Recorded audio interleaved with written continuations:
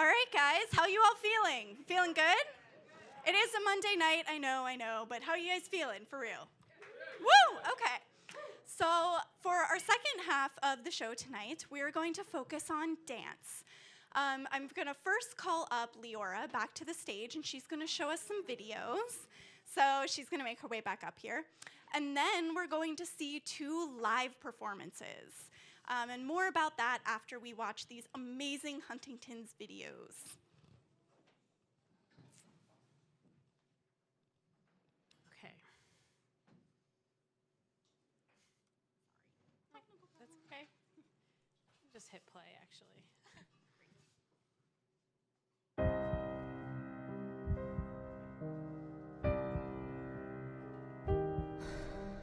When I do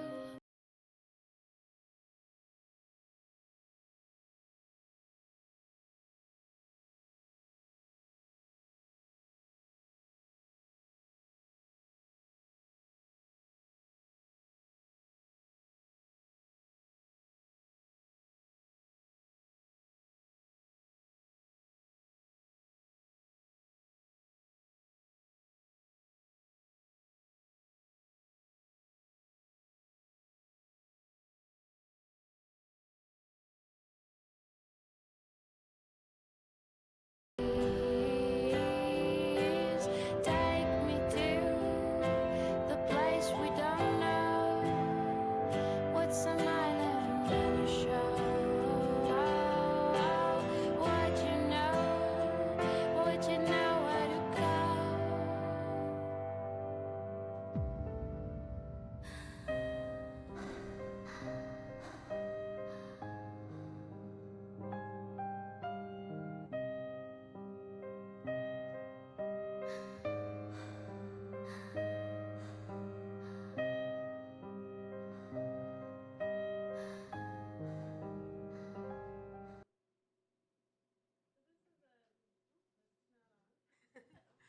So that was an advocacy video that was shared by the Chinese Huntington's Disease Network, which is an organization that started in 2011. And they shared that at the European Huntington's Disease Network conference in Vienna this year. It's HD is relatively rare in China and in Asian populations in general, but they are really actively using dance towards their awareness campaigns. I wanted to share that tonight. And next I'm going to play a short clip from a dance piece that has a very interesting history. It was choreographed by Donald McHale, who died this past April. And he was a dancer and choreographer and director who focused on creating mostly socially conscious works expressing the Black experience in America. But he also knew Woody Guthrie, and he also danced with the Martha Graham Dance Company like Marjorie did. And in the early 2000s, he was approached by a woman named Frances Saldana, who had this idea for a dance performance piece about Huntington's disease that would incorporate Woody's music and scientific concepts into this 3-act ballet. So Frances is, she's a lifelong caregiver and a Huntington's disease advocate. And her husband and all of her adult children died of HD between 1989 and 2017. She was formerly a regional California HDSA volunteer before she founded an organization called HD Care that supports specifically the HD community in Irvine, California, and a medical and research clinic there. But after some years of back and forth with Donald McHale, who was then a professor at UC Irvine, he choreographed the first act of this ballet with a group of his dancers, and as a tribute to Woody. There were also some UC Irvine researchers who guided Donald as he did the choreography, and I just want to credit them. They're Dr. Leslie Thompson, Dr. Larry Marsh, and Dr. Malcolm Casale. And we also have some music behind this.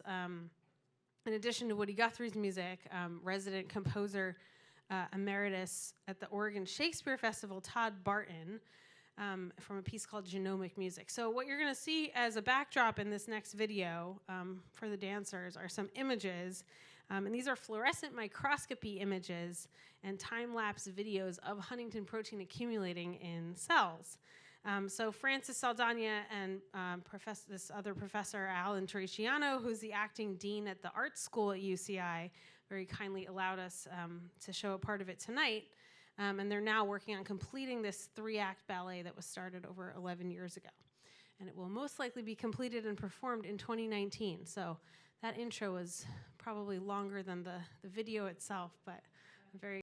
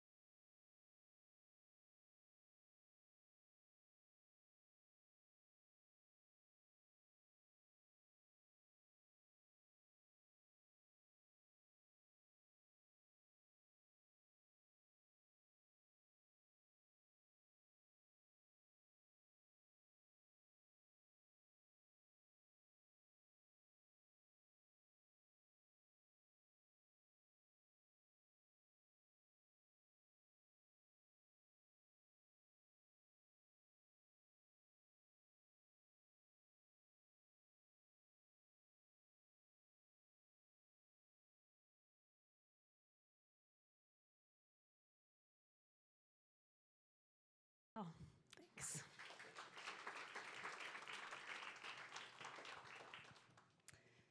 All right. So you guys ready to now see some live dance performances? Yeah. So tonight's 2 pieces that we're going to show were choreographed by the Heidi Latsky Dance Company, which is a phenomenal and unique dance company that was founded in 2001 that takes dancers with disabilities and disorders and fully integrates their dance abilities into these breathtaking pieces. So we're going to see 2 pieces tonight. The first we're going to see is entitled Grace, and it will be performed by Carmen Schoenster.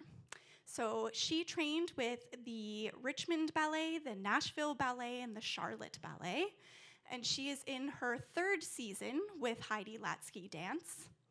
And then we'll see a second piece entitled Duet.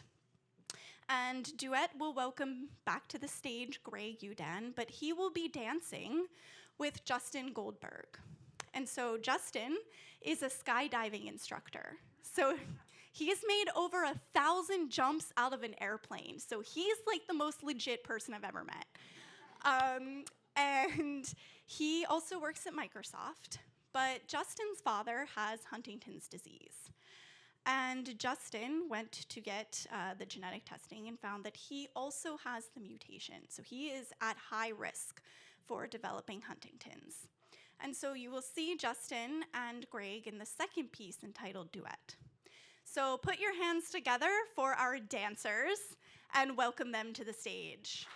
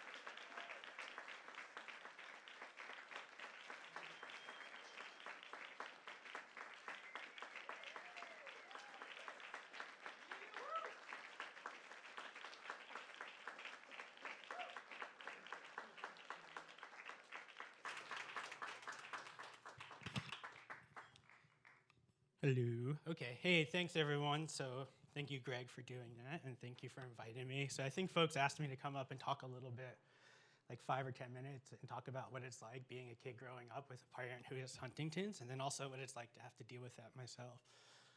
And also take questions and answers. So feel free to ask me whatever you want. We have a very open relationship.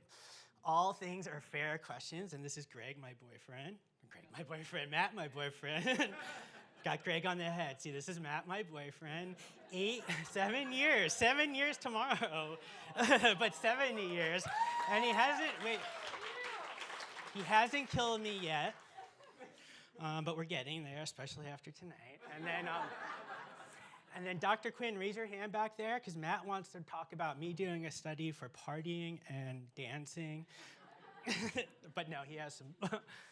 You see, there's the death face. No, but thanks everyone. So what's it like being, the son of a parent with Huntington's? And the answer is it's hard, right? And so just to give you some background, my father is from here, the Lower East Side.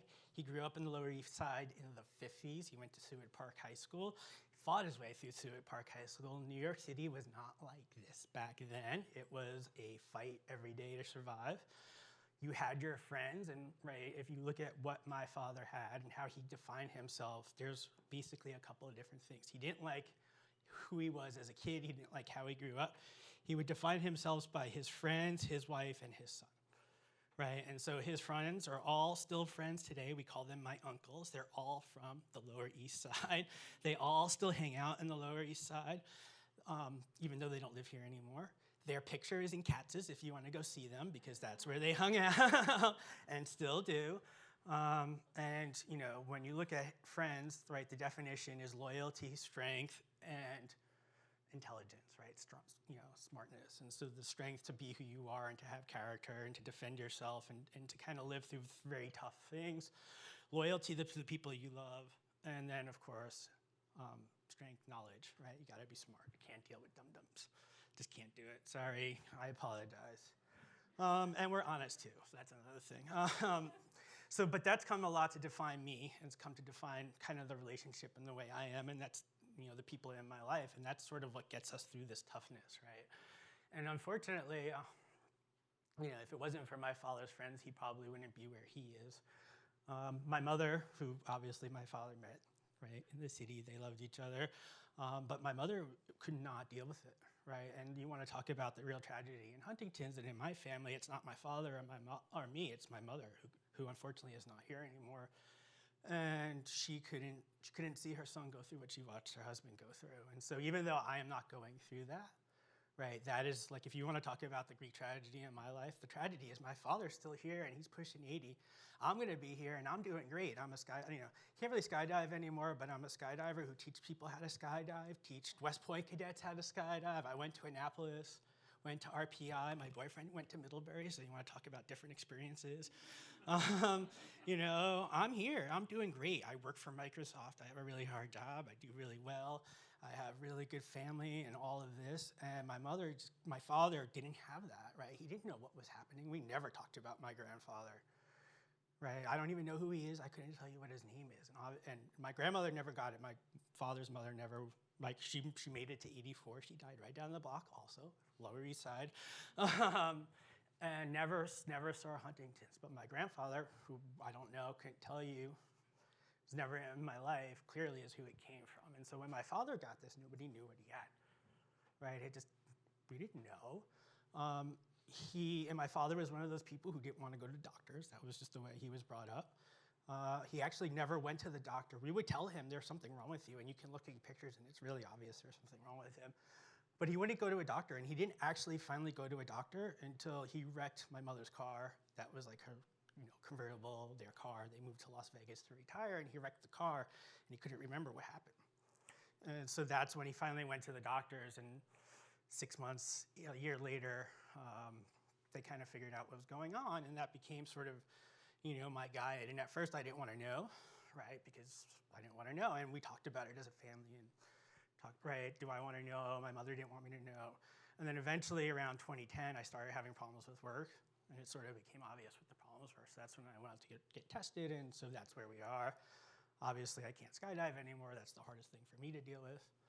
because that's who I am, right? And if you talk about, like, my boyfriend would tell you what I am, and when we first went out, we was on a job zone all the time, right? That's where I was, and so if you wanted to know me, that's where you'd be. And then I'd work during, and I worked these 2 jobs, and I can't do that anymore. And that for me is the hardest thing. But let's face it, if you're going to choose between your religion or your, what's going to pay the bills and get you into the doctor's office, you're going to, got to choose that, right? Got to pay the bills. So that's where I'm at now. Things are good. Could be better always, but they're good. I could either be, in my life, my grandmother lost 5 of her 7 grandchildren. So it could either be a tragedy or a comedy, and we want it to be a comedy. So let's keep things happy. Let's not focus on the negative stuff. So with that, any questions? No? Q&A? I'm here. Don't forget to buy. Yeah, what's up? I can't see who you are, but.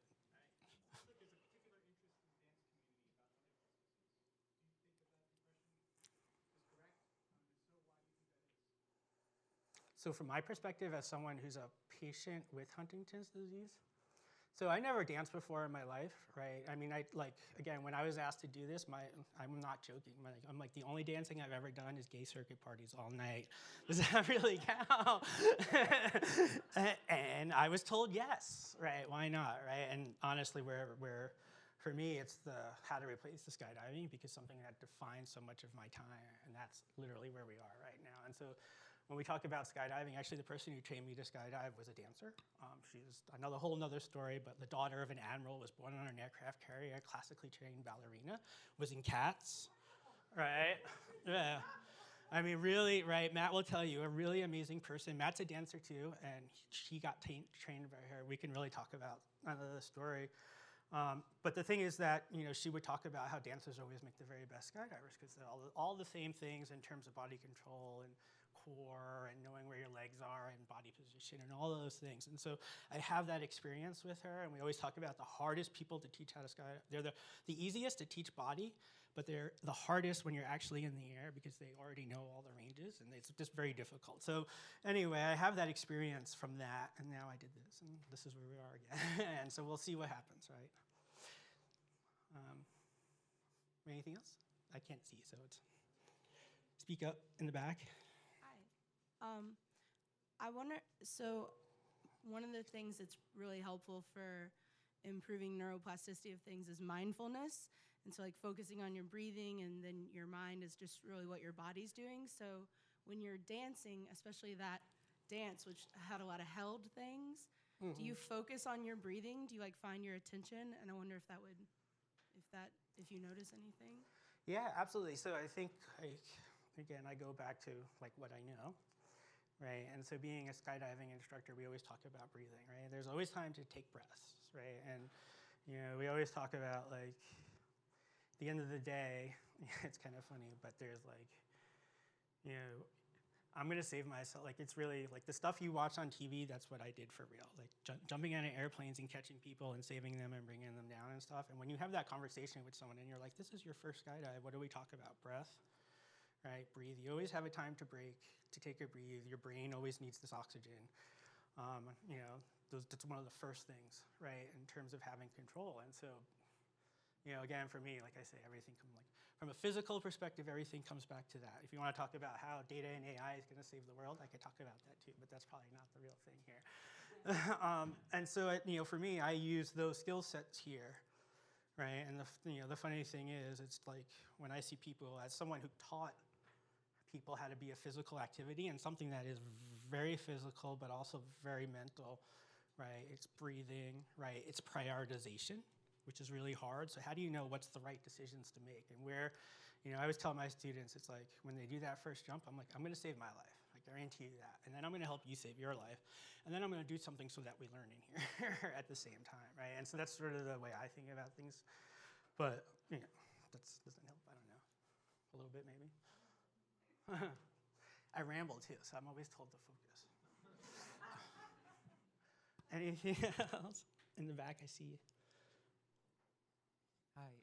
How much would you say that engaging in dance helped you process sort of all of the complex, thoughts and emotions that come with understanding what it is that you've kind of been given in your hand of life, I guess, and like whether or not a part of the acceptance of what that was came through sort of pushing yourself to do the dancing, even though it's not necessarily like considered part of the classical sense of like what dance is, and Right. I don't know if that's a question. Yeah, That's more no, of I a get it. I ramble. get it. Right. So I think it's a good question or a good answer. So the question is, right. And so it's funny because talking to Greg and when we're going through this, Greg, so again, my experience at dancing is Matt has an aunt who's a dancer, Ann Hebarb, and she was that very classically trained ballerina, London School of Ballet or whatever,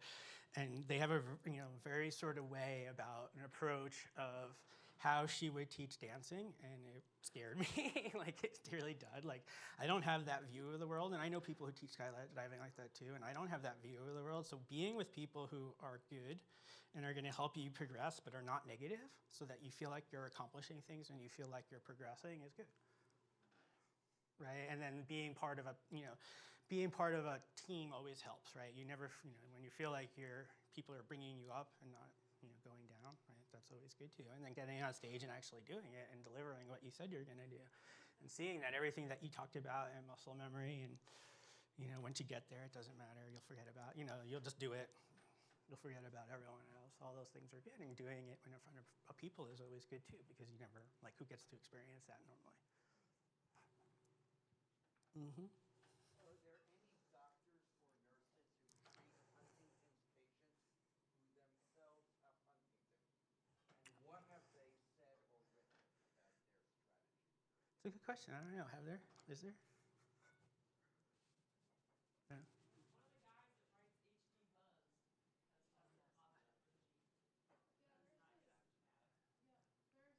A surprising amount of researchers in the field who are at risk or who are affected by Huntington's, and it has been a lifelong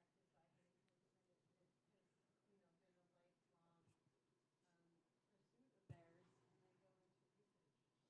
So there's definitely Yeah. some family connections. Yeah.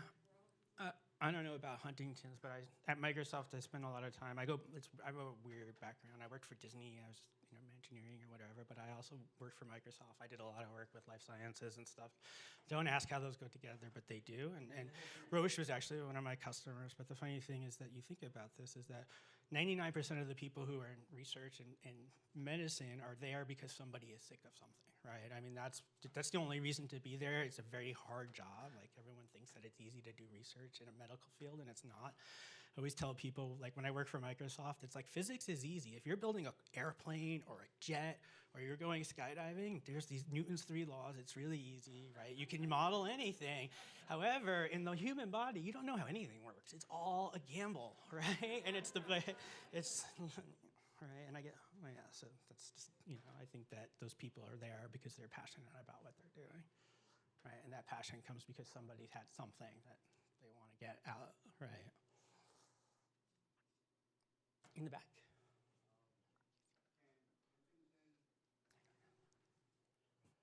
Can Huntington skip a generation?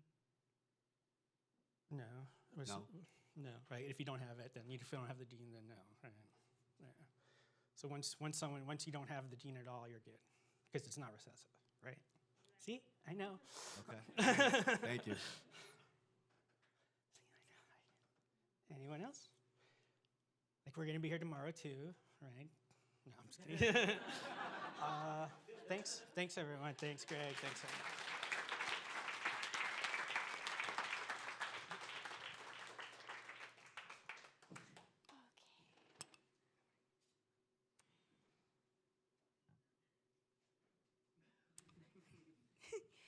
So, my favorite thing about being the producer of this show is meeting patients. So, I love hearing these stories, and they are so powerful. And they kind of, like he pointed out, a lot of people go into this field because they have a personal connection. And I see a lot of my sister in many of these people because my sister has untreatable epilepsy. And so I love hearing everybody's stories about the hard times, but how they overcame it. and then giving them a platform to talk about it and to also show their skills and just their life experiences for other people to see. So this concludes tonight's show, but I do want to say that A Lot on the Mind is going to be back for Brain Awareness Week. We've changed up a couple things. So this show is specifically for Brain Awareness Week. It's going to be held at NYU Langone Medical Center, and the tickets are free. And so you can go and respond on the Eventbrite page, which is right there. And basically, you're just RSVPing, and if you RSVP through Eventbrite, you will be entered into a raffle for some of our really cool science-themed prizes. And so we'll be hitting another movement disorder for our Brain Awareness Week event. It'll be Parkinson's movement and dance. So that's another show that I'm really looking forward to. And so I just want to end the night with thanking all of our wonderful presenters tonight. I want to thank Leora and Greg. Without them, this would not have been possible. They put in a ton of work. I want to thank our dancers who also put in a lot of work and were very, very brave showing us their pieces tonight and sharing their story. I also want to thank Caveat for hosting us, your bartender tonight, for keeping us all nice and happy. And I want to thank all of you guys. So you are the core of this show. Without you guys, there is no show. So thank you so much for coming out tonight.